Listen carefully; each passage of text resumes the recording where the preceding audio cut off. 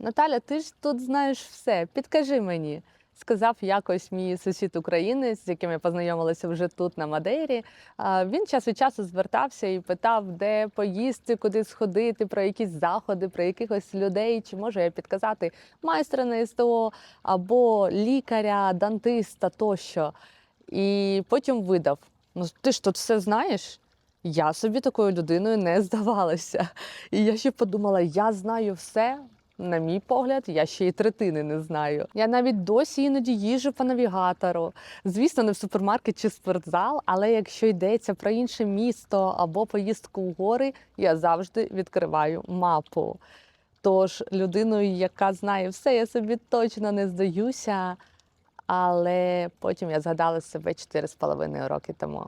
Всім привіт, я Наталка, і це мій проєкт «Вголос». Коли через війну життя змінилося, ми вже були на Мадейрі. Це була така розгубленість і нерозуміння повне, що робити. Окрім того, що ти не знаєш, як працює місцева система, ти ще й опиняєшся в новій для себе ситуації, в якій абсолютно не знаєш, як діяти. І першою проблемою стало отримати тимчасовий захист. І нам пощастило, тому що друзі мого друга з Миколаєва, вони вже були тут, і вони вже тривалий час жили на Мадейрі. І вони нас буквально взяли за руку і відвели в установу, де ми змогли отримати цей тимчасовий захист. А в мене в голові не вкладалося, навіщо ми не їхали сюди будувати нове життя, нам це не треба, ми скоро поїдемо додому. Люди, які проживали тут вже декілька років або довше, здавалися мені неймовірно розумними. Вони знали назви установ, послідовність дій, знали, які документи, куди треба взяти. Коли вони називали декілька установ поспіль, в які мені треба піти, я казала, ага, зрозуміло. Але по факту нічого не було зрозуміло. А потім починається звичайне життя, де треба привезти машину, зробити дозвіл на її тимчасове ввезення та перебування в Португалії. Тобі треба знайти лікаря, стати на облік, якогось свого дантиста, ветеринара, майстра на СТО, знайти житло, переоформити комунальні послуги на себе. І кожна з цих речей окремо дрібниця. Але проблема в тому, що ти не знаєш відповіді на жодне запитання одночасно. Особливо мені запам'яталася історія, яка сталася майже на початку мого життя на Мадейрі. У мене 2 коти. І кицю треба було відвести на операцію. Вона не дуже серйозна і не дуже складна, проте все одно вона робиться під загальним наркозом.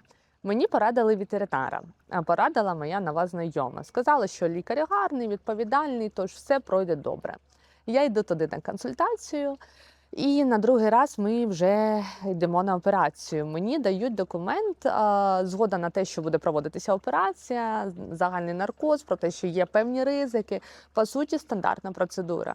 Я стою тремтячою рукою, підписую цей документ, а сльози просто градом крапають на цей документ. Не тому, що я їй не довіряла або думала, що тут в Португалії погані ветеринари, а тому, що я просто не мала з нею ніякого попереднього досвіду. Я бачила людину буквально друге в житті.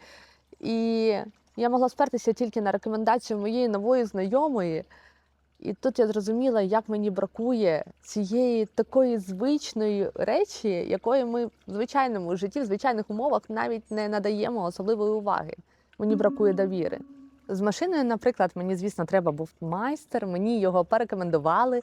З'ясувалося, що на Мадейрі є українські майстри, що було дуже добре. Не тому, що автоматично український майстер – це гарний майстер, а тому, що рекомендація плюс відсутність мовного бар'єру, ми можемо один одному добре пояснити, що відбувається, що цим треба робити і так далі.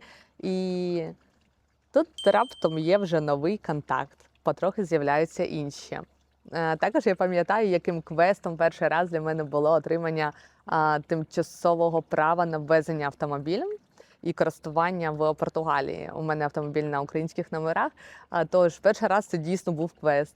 А потім вже щось я пам'ятала, як це робити, А тепер це, звичайно, буденна справа, яку я роблю раз на півроку і навіть не надаю цьому якогось особливого значення. Не було дня, коли я прокинулась і така: Наталка, я тебе вітаю, ти розібралася в Португалії.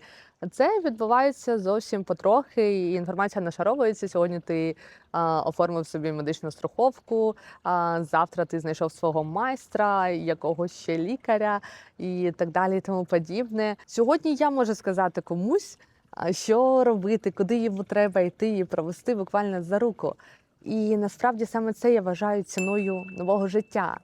Не кількість грошей, які тобі треба для переїзду, хоча це теж важливо, і не скільки тобі треба буде заплатити за депозит, а саме той час, який тобі треба буде для того, щоб набрости новими зв'язками, для того, щоб навколо тебе з'явилися люди, до яких ти можеш звернутися, а також просте розуміння того, що в тебе є довіра, а також, що ти можеш зрозуміти, зорієнтуватися, що тобі робити в якійсь виникшій ситуації.